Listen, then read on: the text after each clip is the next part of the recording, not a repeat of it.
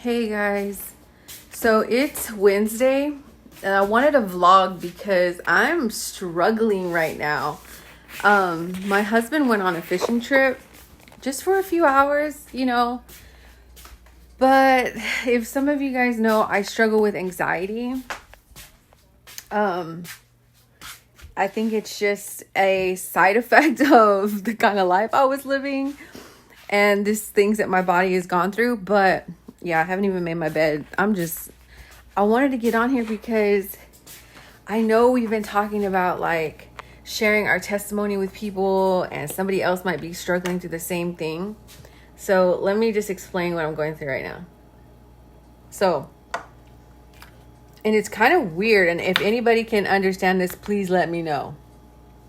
So I think subconsciously, my mind is in a battle of like, and I don't know how the subconscious mind works and the conscious mind works, but like I can tell you like my mind, I'm telling myself, you're okay. Like your mother-in-law's down the street. If you need to call her, she's there. Like if I know in my heart that if I needed my mother-in-law to come get me because I didn't feel safe, she would come get me. I know that. I know with all my heart she would, because she loves me and I love her.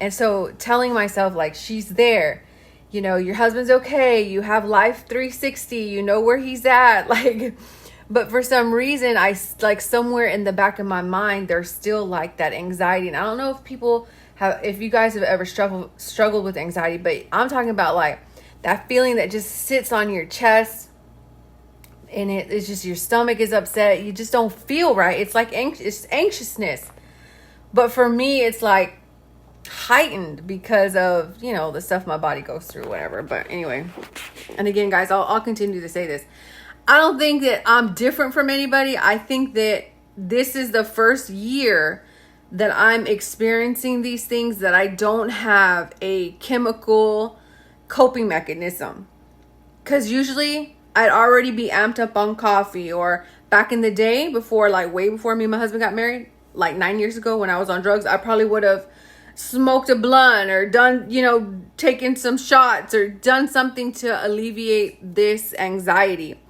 But the path I'm on now is like, that's not okay. Or I used to supplement it with food. Like I'd eat something sweet and, how stress eaters, I was a stress eater. But I'm struggling today, guys. So I know as a wife, we have to allow our husbands to do things. Like my husband's a hard worker, guys. He works for me. I'm saying, and this is how I get, like when I get anxious, I can't get words out of my mouth. Like I have a million thoughts going on and I can't say a simple sentence. That's how I know I'm dealing with anxiety, and I bind it in the name of Yeshua. Because you see how I was trying to speak and I couldn't, because I wanted to say 3 different things, but I catch myself.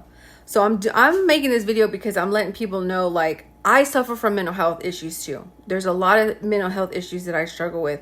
My husband knows it, I know it, but this is the first time we are dealing with it without medication. Like, I'm not taking antidepressants, I'm not taking Xanax for anxiety. I'm not doing drugs. I'm not eating sugar. I'm not having caffeine. This is the first year, because guys, it's been a year. It happened August 31st is when the diabetes scare happened. And that's when we were like, and then 6 months after that, from August and 6 months after that, I was on Xanax because they were trying to calm me down with the Xanax. And then my body became dependent on the Xanax, so I had to do the whole withdrawal from that. So really, that happened in April. So May, June, July, August, October, November. So it's been 7 months that I've been off of the benzodiazepine. For some reason in my mind, I'm like, girl, snap back. You're supposed to have this in check. You know what I'm saying?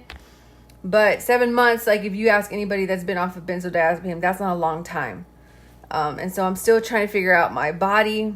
And I'm just making this video to let people know, like, mental health is real. Like,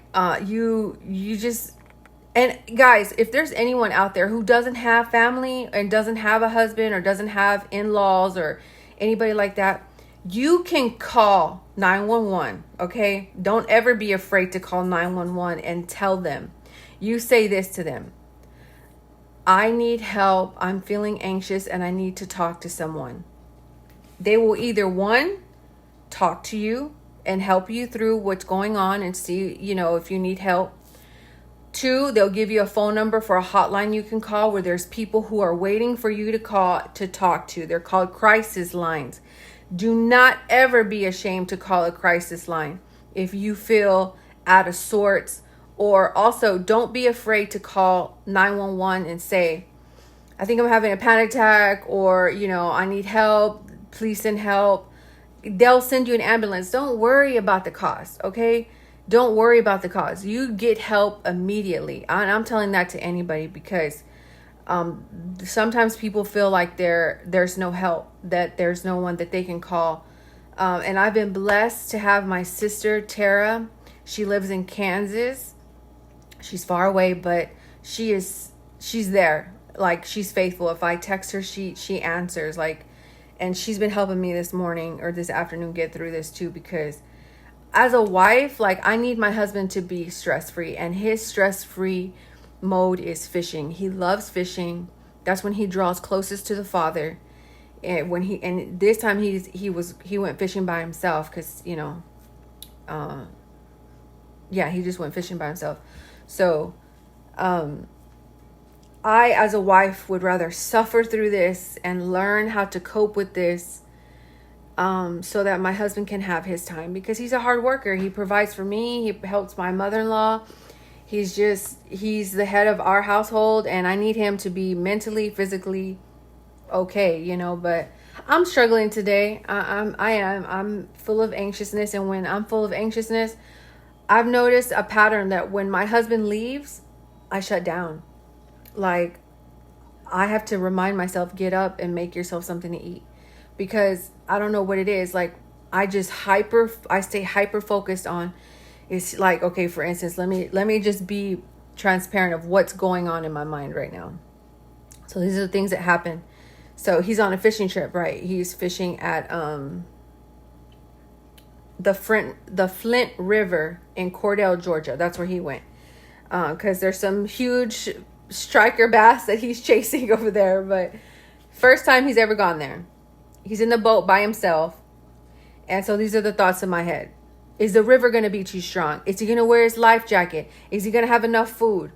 What if it starts to rain? What if this? What if the battery? And I'm like, and I bind all those things in the name of Yeshua, because my faith is in the Father. And I know that my husband was an answered prayer. Okay? And the scriptures say, let no man separate what the Father has brought together. And I know that my husband was given to me because I prayed for him. Before I even knew him, guys, I said a prayer. I was tired. I was tired of living the life I was living. And for some reason, as a little girl, I always wanted to be a wife. In my mind, being a wife was like the peak of my success, right? That's what I wanted. Since I was a little girl, I just knew I wanted to be a wife. But not just any wife. I wanted to be a wife of a husband who didn't cheat, who feared the Father. Okay, number one, who knew the Father and knew the Son and was faithful. Because if you have a husband who is faithful in his belief in the Creator, he ain't gonna cheat on you. That's where my faith is. Because I'm like, someone who knows the Father is gonna know what the scriptures say about those who commit adultery, right? And so that's when I was a little girl, I always knew. I always held the sanctity of marriage like it was like someone who wanted to be a movie star, or and they say people measure success in different ways. I knew for me to be successful, I wanted to be a wife. Like, I just always felt a calling to be a wife. And I remember, I'll never forget the day that I prayed for my husband. I didn't know who my husband was going to be. But I remember being cold. Okay, this is what happened. Let me tell you guys. Story time, right? As the ladies say. All right, let's have some story time. So I was living with my drug dealers. Well, I was living not with my drug dealers. They weren't my drug dealers. I was living with drug dealers, right? Because I had nowhere to live. I was living out of a Motel 6. And I was a waitress. So when I would get my tips, I would be able to pay for my room. But when I was working at this restaurant, I met some people who were on a totally different drug than I had ever known. It was methamphetamine. And I never had done methamphetamine. And they introduced me to it. That's what happens when you work in these places. There's the restaurant, the bar scene, the restaurant scene, you're going to get introduced to the party life. So they asked me, do you smoke? Do you do this? Do you party? That was the term in Texas. If they ask you, do you party? They ain't asking you if you like, hey, you like to party? Like go to the clubs? No, they asking you if you do drugs. That's what do you party means in slang in Texas. Okay. And, I got involved with them and I started spending my money on drugs. So the money I had to pay for my hotel, I no longer had. So I didn't have a place to stay no more. So they offered me a place to stay, but the deal was that I would help sell drugs for them. And they weren't like big time drug dealers. They were just, these little dope boys and dope girls that would sell to their friends and stuff like that. But I said, yeah, I'll help you. I know a lot of people on social media, blah, blah, blah. I'll do what I can. Right. It was a terrible life. So I was basically under their thumb. They tell me what to do because it was their place. And I would, help them in that way to have a place to stay. But one day they came home and they were fighting. And they were a lot younger than me. I was like 27 and they were like 20, young kids. Yeah, like barely out of their teenage years. And they came home fighting and they told me, the guy told me, hey, I'm going to need you to wait outside. It was I remember it was 29 degrees in Texas, raining sleet out of the sky. And I had a tank top on like this and some thin behind pajama pants. And he made me go sit outside in the rain, in the cold with no jacket because they were inside having a fight. And I remember sitting out there and it just hit me. What have I done with my life? Like, why am I here? And I had nobody else to blame but myself. All the decisions I made in my life up to that point were my fault because there were many times that the Father had given me an opportunity to get out of my situation and I would blow it every time. Every time I would blow it. So I'm sitting there on these apartment steps in the cold, in the rain, freezing, no shoes, no clothes on. And I'm just like, Father, I'm tired. And I said this prayer out loud. I didn't care who was around. I was sitting there shivering. And I remember looking up into the sky like this. And I said, Father, I'm done. I'm done. I said, please help me. Just like that. Just like I'm saying it now. Please help me. And this is what I said. I'm ready for my husband. Amen. Like, I don't even think I said amen. That was it. That's all I said. But see, the Father knows your mind and he knows your heart. And he knows I was talking to him. And I was crying out. I was pleading out. And I'm telling you guys, not a week later, I met my husband. The man I'm married to now. Now, I'll share a little bit of our testimony together, but I won't share his part because that's his testimony to give. But I was supplying my husband with drugs that he was using. That's how I met him. Through the two people that I was living with, that's where my husband would go to score his drugs. And that's how I met him.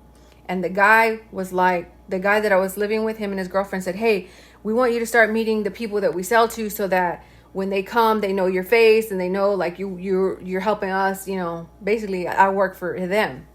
I was like, fine. Right. And so he was like, hey, I want you to meet this guy. He comes all the time. Like, I'm like, okay. And so I go outside and it was like this man. Right. But at the time he had a girlfriend and, we exchanged, he got what he needed. I gave it to him and he was on his way. And I didn't see him. I was attracted to him off the bat. I was attracted to him, but I remember asking him like, so what are you doing tonight? Like, all cool. Like, what are you doing tonight? And he's like, oh no, I gotta, I got my girl. And as soon as he said that, I was like, boom, my mind just turned off, cause I'm not about that cheating life. I don't like cheaters. I don't like people who cheat on people. So as soon as he said that, like the attraction just left me because I was like, nope, he's got a girl. Because I'm like, I don't want that to happen to me. You know what I'm saying? Like, I ain't gonna cheat with you, and then later on in life it happened to me because I truly believe like that's how it happens. But days go by, right? And I see him again, but for some reason I didn't make the connection that this was the same guy. And I was walking past the apartment where I was staying, and I saw him. And guys, I literally was like walking and I went, because I was like walking past a quarter and I saw him all dressed nice. Because I'm telling you, my husband dressed nice, dressed to the T. You know what I'm saying? He wasn't like those dope boys who had the baggy pants and the, like all that mess. No, he was dressed nice. He was dressed so nice that I was telling the people I was staying with that I thought he was a cop. I was like, he's a cop. He's undercover. You guys better be careful. I don't trust him. But when I saw him that day, I was like, man, this man is, you know what I'm saying? So I like approached him because I was not shy. I'm not a shy person. And we started hanging out, and I remember hanging out with him. And guys, I'll be straight up with you, straight up for all the women. And that time in my life, I was tired. I was tired of the hookup scene. I was tired of the dating scene. I was tired of it because every person I dated, they were cheating on somebody else. That was the culture in Texas, okay? In San Antonio, Texas, that's what it was about. It was about the hookup scene, the dating scene, the culture. That was it. Cheat on this person, cheat on that person, whatever. I told my husband straight up, well, when I met him, I said, look, I ain't into all that. I want to meet someone who is, actually what I said to him is I said, I want to know that you know about Jesus. That's when I was using the name Jesus before I knew his true Hebrew name. And this is what I said. I said, if you ain't about Jesus, I don't want nothing to do with you. Let me know now. And I told him straight up, I'm setting my boundaries. This ain't about no hooking up. I ain't going to just hook up with you, blah, blah, blah. I wasn't about that. I was tired, guy. And he was like, that's what made him say like, what? This chick is different, because he thought this was going to be something else. But that was when I met him, I stayed at his apartment, right? And we made a deal with no fornication. That's straight. This is me telling my testimony. Straight up, no fornication. And he said, I told him, if you don't know about the Lord, I don't want nothing to do with you. I'm done with this scene, right? And from that moment, guys, he asked me, I told him, I said, I don't have a place to stay. And he's like, what do you mean you don't have a place to stay? And I was like telling him what was going on in my life. And he was like, and this was a miracle. He said, stay here. Because I'm thinking in my head, like, this man don't even know me. I haven't even like hooked up with him. Like, he's telling me to stay. Because I'm telling you guys, that scene, you got to give something to get something in that life. You know what I'm saying? Like, men out there, if you ain't giving it up, they ain't going to spend time on you. I'm telling you, out there in that world. So for him telling me stay here, I was like, okay, two things can happen. I can stay here in hopes that it works out. But if it doesn't, I know I can always figure it out. Because the streets, I know how to survive out there, right? But I stayed there because I knew once I stayed there, those people that I was staying with, they weren't gonna like help me out anymore. So I knew making a decision to stay there with him, I was like basically putting my life from the streets behind me, right? And I stayed there, and I'm telling you guys, that was the battle of my life. I have never been in such a high demonic activity war in my life. There were demons after me so bad that they appeared. These demons manifested and appeared because it was insane. And together, me and my husband, we were on drugs so bad that we ended up getting evicted from our apartment. We got evicted. We had to stay in a storage shed.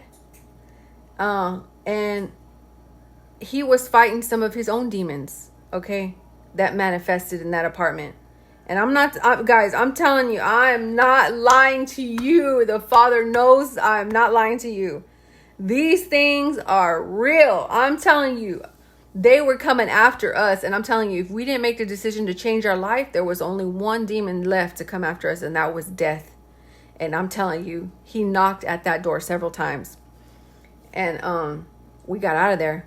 My husband said, if I can get to my mom, I'll get off of drugs.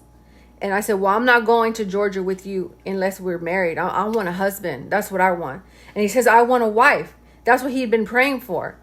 He said, I had prayed for a wife. And I said, well, I prayed for a husband. And I'm like, I'm telling him straight up, like, don't waste my time. And he was the same way. Like, he was telling me, don't waste my time. Because my husband was in a few previous relationships where it didn't go right. You know what I'm saying? So we were both in the right spot at the right time. And the Father put us together. And I didn't know, because when he said, all I got to do is get to my mom and I can get off of drugs. I was like, let's go. What are we waiting for? Let's go. And he was lingering. Every little excuse he made. Well, I don't know because my stepdad. Well, I don't know because of this. I don't know because of this.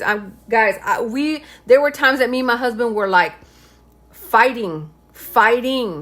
Because I'm trying to tell him we got to get out of here. If we stay here, we're either going to we're going to die from overdose, or we're going to get killed living this kind of life. We got to get out of here. Like, we got to go. And I didn't have any attachments. You know what I'm saying? Like, I basically had screwed my life up all the way to that point. So, I don't have family. I don't have anybody looking for me, like mom, dad, brother, sister, cousins, nobody. Nada. Nobody. That's another thing that I struggle with too. Like, at my funeral, if the Father said that I go before my husband, they're only going to be my husband and my mother-in-law. But I pray that we have long life and we all stay alive together to see the return of the Messiah. That's what I pray for. But I don't have family, so ain't nobody going to come looking for me, But I was telling him, hey, if you're saying you want to get married, you can change your life, you can give your life to the Father, and we can, get baptized and get out of this situation. I'm for that, because I know the Father's real. I know. Like, guys, I wasn't brought up in church. The Father brought me to his existence in a totally different way. I had to experience evil first. You know what I'm saying? Like, the generational curses, they came after me when I was young. I mean, since I was an orphan, and they came after me. And we'll talk more about that. But so when we got here, our life changed. We didn't linger with the drugs. We got here July 16th of 2015 we didn't plan it this way. We ended up here the day of my mother-in-law's birthday. All right, we did not plan it, guys. We did not plan it. And there were so many things that were trying to stop us from getting here. We ran out of gas. Halfway because we had rented a vehicle. We packed everything we could in this little vehicle that we rented, and we were out of there. We left as soon as his paycheck dropped that next month, because he had VA service. He's a veteran. He was in the Army for 10 years. So as soon as his check dropped, we rented a car and we were out of there. And there were so many things that trying to hold us back. We ran out of gas. My husband had to ask several people to help us with gas to get to his mom's. We had to pawn a whole bunch of stuff before we even got here because we didn't have the money. All we had the money to do was to rent the car. And we had rented that car for a week before we even decided to leave San Antonio, because we were lingering. And I was telling him, I was like, hey, we got to go, man. We're about to run out of money. One time we were walking we were staying and we had to stay in hotels. When his paycheck dropped, we stayed in a hotel for a week. We rented the vehicle for a week, and we had not left San Antonio yet. So our money was running out.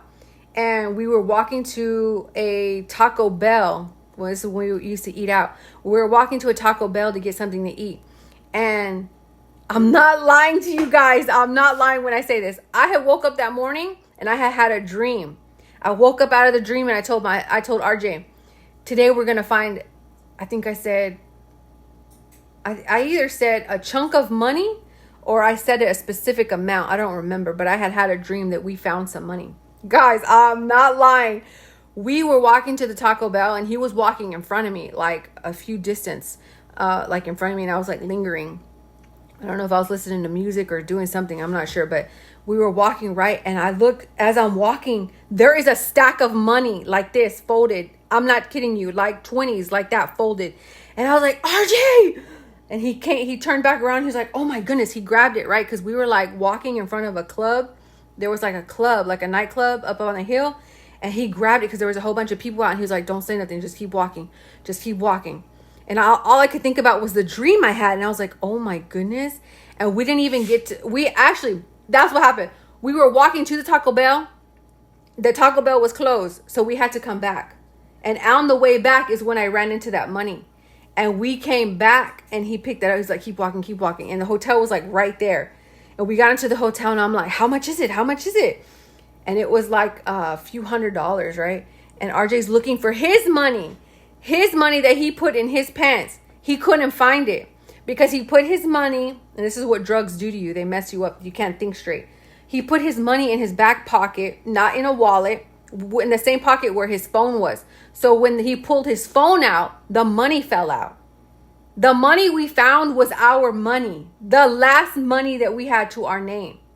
So if we would have lost that money and the Taco Bell would have not been closed, we would have come back and that money would have been gone. Somebody would have found it because there was all kinds of people outside that club. And he picked that money up and he was like, oh my goodness. He's like, you won't believe this. And I'm like, what? He's like, that's our money. I was like, what do you mean? He's like, as we were walking, I must have dropped it. And when we came back, that's when we found it. And RJ doesn't lie. We don't keep secrets. He don't lie to me. I don't lie to him. That's not what we do.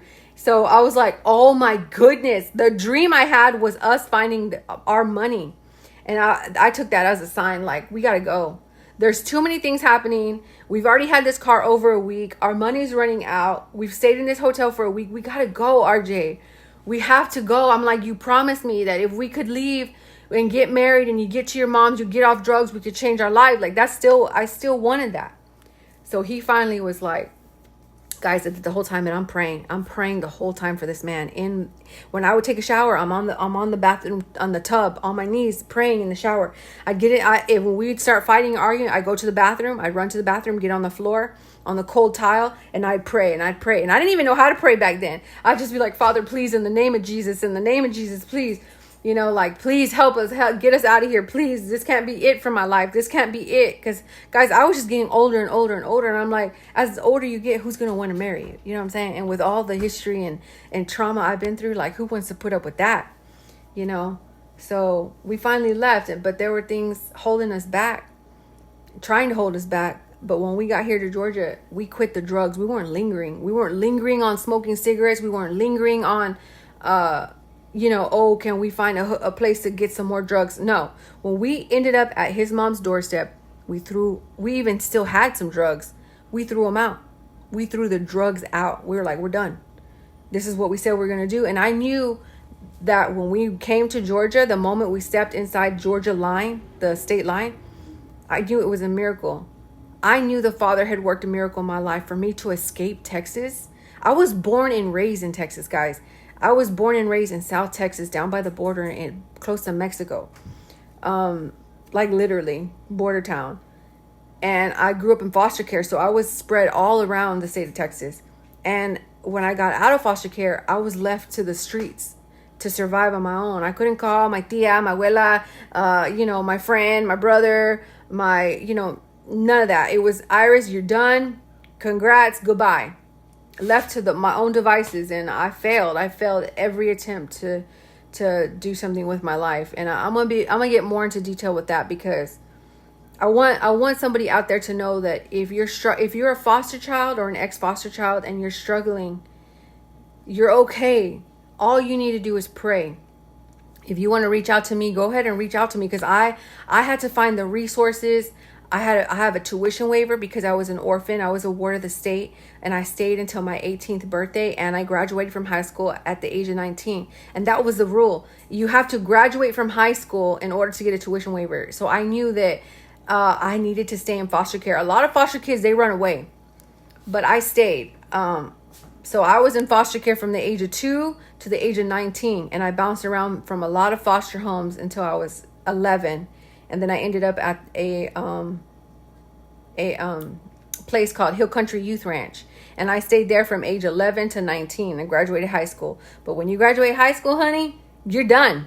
There ain't no, hey, let me help you do this. No, you done. And the real world comes and it smacks you, hits you like a Mack truck, baby. Now you got to figure out how to pay bills. You got to figure out how to write a check. You got to figure out, there ain't no help for that. Maybe they're helping the kids now, but back then in 2003, no, there was no help for us. But when we got to Georgia, we didn't linger. We got baptized. We got here July 16th, we got married July 25th. And divorce ain't an option, baby. No, me and my husband, we tell each other, there's only one way out of this, and you ain't gonna be breathing. You know what I'm saying? Because we've been through too much. I'm telling you guys, this is my best friend. Like, we bleed for each other. You know what I'm saying? Like, in Texas, they have a saying, we cut for each other. I will cut for this man. You know what I'm saying? So being away from him for this short a time it does something to me, because I'm like, Father, please. And I like it, and I like it, I love it, because it draws me closer to the Father. It keeps, like, right now in my mind, I'm constantly in prayer, I'm constantly connected to the Father. And but I'm learning these coping mechanisms, because I know a lot of people will look at me like, girl, you're crazy, you need to be more independent, blah blah blah. I ain't trying to be independent. I'm a wife, okay? I know my position. I know that I am the weaker vessel. I know I take because guys, marriage is not ordained by man. Marriage is not a concept of man. Marriage came from the Father. That is his ordained concept. That is his covenant. He created marriage. That's why these evil people out here, they're trying to destroy the sanctity of marriage. And I'm like, no, I ain't trying to be Miss Independent. I don't want to be independent. I'm a wife. I've waited to be a wife my whole life. I take being a wife seriously. Am I the best at being a wife? Who's the best at anything? We can all improve somewhere. You know what I'm saying? Like, there's some things I can improve on, most definitely. That I'm praying that the Father help me. Like, even like right now, I'm asking the Father to help me in this time of anxiety, because I need to learn that being separated from my husband, which, guys, he's gone on many fishing trips. He's gone all the way to Florida Keys by himself. And I've had to be here by myself. And I've worked through it. This is just a new time in my life where I'm not, I know it sounds crazy, but for whatever I was doing, like with the food, eating, stress eating, drinking coffee, whatever it was doing to the chemicals in my brain, it was like keeping me like not in a panic state. But now that it's like no medication, no drugs, no sugar, no caffeine, no distraction, I'm having to learn how to do all this coping by myself. And I'm noticing like and I'll be straight up with you, benzodiazepine, it's 7 months off of Xanax. My body's still healing, and I have to like get my mind wrapped around that. And sometimes people have permanent brain damage from these pills. I don't know if you guys have ever looked up benzodiazepine withdrawal. If you type it into your YouTube, you will be astonished how many people are suffering from this, because it's not like these people choose to become dependent on these drugs. This let me give you a scenario of what happens, right? So you go to your doctor and you say, I can't sleep at night, or I'm feeling a little anxious, and they're like, oh, no problem. You're feeling a little anxious? We got something for that. Here's some Xanax, okay? Here, you take it as needed. You know what? I'll give you 6 refills. And you're like, okay, cool. Take it as I need it. So when I'm feeling anxious, I just take it, right? And they're like, yeah, just take it. So you're taking this medication, and then you're like, hey, I feel better. Maybe, I was taking it for like 2-3 months. I feel better. Maybe I can stop taking it. Stop taking it. All of a sudden, I'm having super panic attacks. I mean, like, where you're like, you're feeling faint, you're feeling sweaty, your heart is pounding out of your chest, you don't know what's going on. But guess what? You're going through interdosal withdrawal, okay? You don't even know it. But you've been taking these pills and your body's become dependent on it, because what happens is it changes the chemicals in your brain, okay? A lot of people who are on these drugs don't even know their bodies are dependent. And when they try to stop taking it, it sends your body into a withdrawal. You don't even know you're going through withdrawal. You think that your symptoms are worse, so you need more medication. That's what Pharmakia is designed to do. Pharmakia is designed to keep you on the medication. Guys, Dark Pharma, look it up. Pharmakia. They make these drugs to make people more ill, so that you can stay on the drugs, okay? These people who make this medication are filthy, sick dog rich off of making people sick.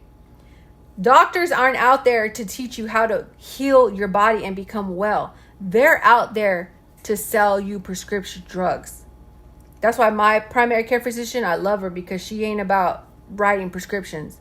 She's about like, let's get you well. Not let's put you on a medication that's going to make everything worse. You know, I don't know how people do it who are diagnosed with diabetes. They give them insulin, metformin, and they tell them, "Oh, it's okay, keep eating the same way." When you feel like your blood sugar is getting high, just take a shot of insulin. That's not what you're supposed to do, because the insulin is going to bring down that blood sugar artificially. No, you don't do that. You learn how to get your body back. You learn how to cut out the added sugar. There are tons of people. I never understood it. How can people be diagnosed with type 2 diabetes and they're still 300, 400 pounds heavy? Like, when the doctor tells you you're diabetic or pre-diabetic, that's supposed to wake you up and say, "Oh my goodness, let me make the necessary changes." I mean, at least that's what I did. That's what I did, because I was like, and I thank the Father, He put it in me to do that, because I didn't want to be on medication. No, I did not want to be on medication. So I took the necessary steps to figure out, what is my liver doing? What, you know what I'm saying? Like, these people are getting rich off of you taking medication. I'm telling you, you need to learn and listen. What's the difference between you and a doctor? Nothing. The only difference is that they have the books to read. You think someone's born and they're like, "Oh, I'm a doctor, I know this and that. I know." No. Everything they know comes from books, comes from literature that has been published on the internet that you can access. The only difference is they studied to take the test and they passed. That's it. Okay? You'll find very few doctors who are actually in the business to help people become well. Most people are in it for the money, honey. And if they have that prescription pad, here you go. Come back next month. Here you go. Come back next month. Come back next month. Come back next month. It's insanity. That's the definition of insanity. And the definition of insanity is doing the same thing and trying to get a different result. That's insanity. And so I tell people, research, do the studying. We have the internet. Like, you have access to so many medical journals, so many things. It's just insane. So that's what I'm dealing with today. I'm dealing with anxiety because my husband's not here. He's fishing. And I'm dealing with this by myself. Well, not by myself. Of course, I got the Father. I'm praying. I got my mother-in-law who's just a call away. I got my sister who's on text. But I wanted to make this video because I'm like, guys, people struggle. Not every day is like, "Oh, it's going to be a nice day, Kroger run. Oh, a nice day, let's go to Aldi's. Ooh, doctor's appointment. Yay, my A1C. It's not always like that in my life. It's not. I struggle with mental illness. I've been diagnosed with PTSD. I've been diagnosed with dyslexia. I've been diagnosed with panic disorder. I've been diagnosed with anxiety. I've been diagnosed with all these things. And I bind them in the name of Yeshua, because I know what it is. It's a spiritual battle. And I struggle with these things too. You're not alone, but there's a way to deal with these. And if we have to build a community, guys, I've put my email in the description. I'm open. Every time you guys comment, I'm responding. I check my emails frequently, because I'm like, what if there's one person that says, "Hey, I need help. I was in foster care. I don't know what to do. I'm out here. I'm homeless." You best believe me and my husband, we gonna find you. We're gonna figure out how to get to you, and we're gonna help. We're gonna pray, and we're gonna ask for the spirit of discernment to lead us, number one. And we're gonna fast, and we're gonna ask the Father, because that's what we're here for. Me and my husband, we don't claim to be apostles. We don't claim to be preachers. We don't claim to be prophets, prophetess, none of that. We claim to be helpers of the Messiah. That's what we want to be. If we can plant a seed, that's what we want to be. We don't claim any of that, because that's not what the Father has put on us to say, "I'm a prophet, I'm a prophetess, I'm a this, I'm a that." No. No, I don't want to stand in that judgment, claiming that you're an apostle or a prophet and you got to stand in that judgment. No, sir. No, thank you. We're here to tell you that the Messiah is real. He came, he gave his life, he came in the flesh. The word became flesh. The Father allowed us reconciliation to him, because if it wasn't for the Messiah, guys, we'd all be guilty without Yeshua. Without Jesus, we would all be guilty, and we would all be in torments for the rest of our eternal life. That's the truth. The Messiah came to die as the sacrifice so that we can be reconciled to the Father. That's the new covenant in his name. Okay. And all me and my husband are saying, hey guys, guess what? We were there. We were drug addicts. We were homeless. We were fornicators. We've dealt with adultery. We've dealt with abuse. I've dealt with abuse in the foster care system. I was sexually molested. I was physically abused. I've dealt with domestic violence. All kinds of stuff. We're telling people we're like the voice in the wilderness saying, hey, wake up. This is real. And guess what? The end is coming. And we want everyone to have a chance and say, hey, pray. That's all you have to do is ask for forgiveness. Like, people be like, oh, yeah, I've even heard this at my job. They'd be like, oh, here comes Miss Holier Than Now. Because not a lot of people can hang out with me in RJ, because they'd be like, oh man, all they talk about is they're Christians, or all they talk about is God and Jesus. That's all they about. That's all we about. Thank you. Let that be a witness against us, because Miss Holier Than Now, thank you. I'll take that. Because I'm not out here playing. I'm not out here playing. I ain't got no time. Like, you got to make a decision. You know what I'm saying? The people we come in contact with, hey, it happens. Sometimes we got to put space between us and other people, because we're like, you ain't about to take our oil. I don't know if you guys know the parable about the 10 virgins. There were 10 virgins and they all fell asleep. The 10 virgins, everyone fell asleep when the Messiah came. When the Messiah came, he says, let's go. 5 of them had enough oil to light their lamps, to light their path, to make it to him before the door closed. 5 of them didn't even have oil, and he shut the door, because they told him, hey, give us some of your oil so we can light our lamps, because the Messiah's here. It says bridegroom, but he said, the Messiah's here. We don't have any oil in our lamps. And the other 5 versions says, you better go get your own oil. We're on the way. We going. You got to go back to the market. And they went back to the market to buy oil. And by the time they came back, the door was shut. And they're knocking on the door, and they're saying, let us in. And the Messiah is saying, I never knew you. You lazy stewards. You lawless people. I'm telling you, you cannot be lazy. Don't wait on anybody to teach you anything about scripture. And listen, this is how I started. I got on my knees and I prayed and I cried out and I said, Father, help me. I need help. I didn't know what to call him. I didn't know what to say, but I knew he was the Father. That's one thing, I would hear in passing. And RJ bought me my first Bible. He bought me my first Bible, and I still got it back there. He bought me my first Bible when we lived in San Antonio. He went to a little bookstore when we were living in that apartment before we got evicted. And when he bought me that Bible, you know what the first thing I said? I took that Bible and said, I don't want this thing. I don't want this Bible. Every man in the world has taken this thing and confused it and tried to use it against everybody. I don't want this Bible. Boy, was I wrong. The Father showed me, you need the Word. I was trying to reject the Word. Father, please forgive me in the name of Yeshua. I was trying to tell him I didn't need the Savior. And as soon as the Father corrected me on that, I took that Bible and I was using it. That was my weapon.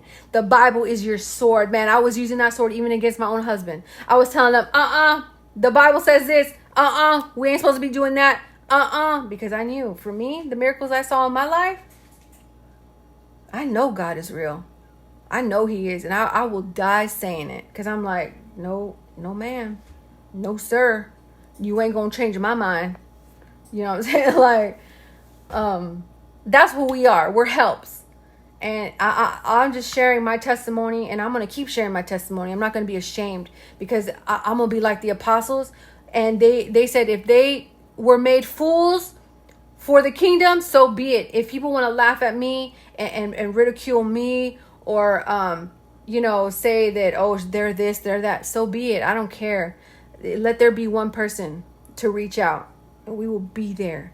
And guys, I don't care if you need to be bad, and we ain't taking credit. This ain't for, look at us. No. We did it. We didn't do nothing. This ain't by our own will.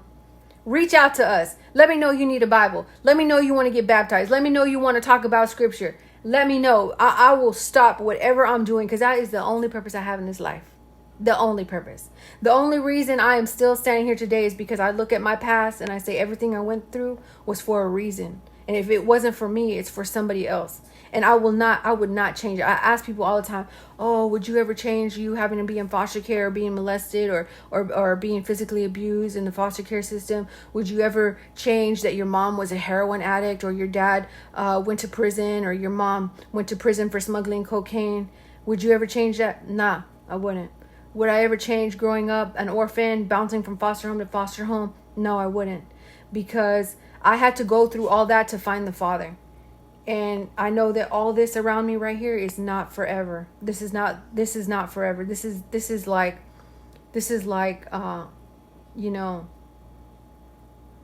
preschool. This is preschool. Okay?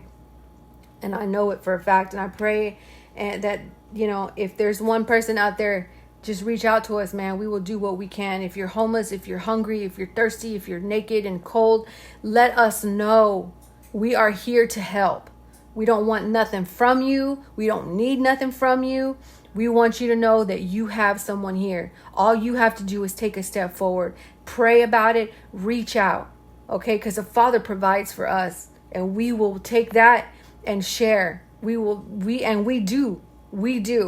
Okay? I'm not just saying this in vain. We do.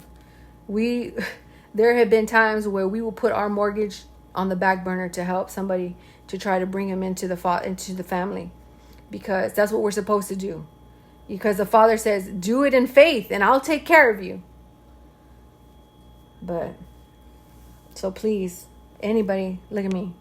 Anybody that's out there that's struggling with mental health, you're not alone. There's help.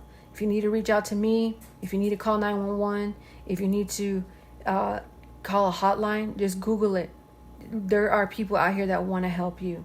Don't feel alone, and don't feel like this is it. Okay? Because there is healing and change. And I'm telling you, I'm going through it too. You're not the only one, but I'm going to keep fighting, because I know that there's hope. I know there's hope. And yeah, we can get through this together, guys. I don't know how to tell people that the Father is so real and he is so merciful. And all you have to do is call out to him and know that his son died for you.